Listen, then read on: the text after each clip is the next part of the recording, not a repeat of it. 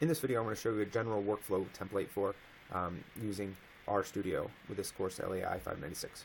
So I recommend using a template that I've placed in week 1, Intro to R. This is under course documents, of course, on the left. So course documents, week 1, Intro to R.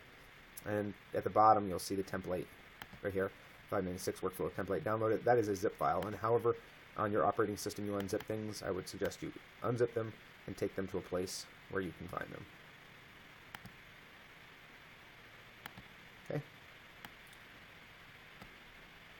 So inside of that folder are different weeks and then RStudio.rproj. All of these folders are empty.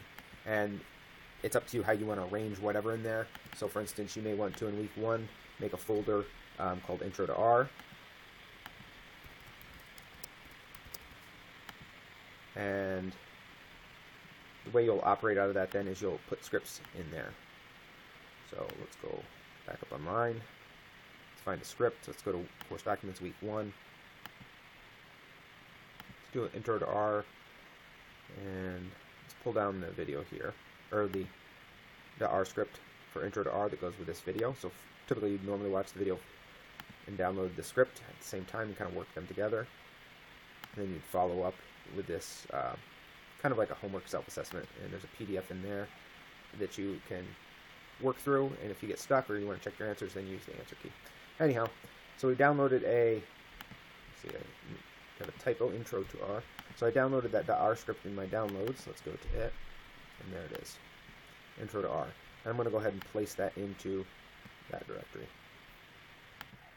Now that it's there, we can go back into LAI 596, click on RStudio Proj, and it will now open up RStudio if you've already installed RStudio in its working directory. That means all paths are relative to it.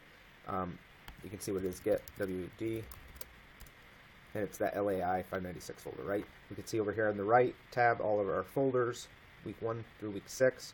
Click on week 1, there's an Intro to R folder I made. We can open up that script, right? And we can begin working out of that script. Also note that when we create something in R, here I create an object, it appears over here on the right hand side under global environment variables. If we make a data set,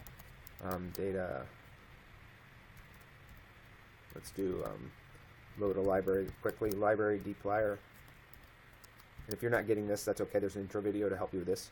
And we'll assign to data underscore frame. We're going to make a very simple data frame, x equals 7. So it's only one cell, one column, one row. And if we click on dat, we can actually view that.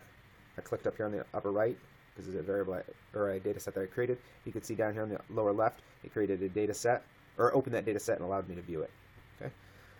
Another way you may want to work with RStudio is sometimes you may just want to work a little more quickly. So you open up RStudio wherever that is on your machine, and let's say you want to then grab a script.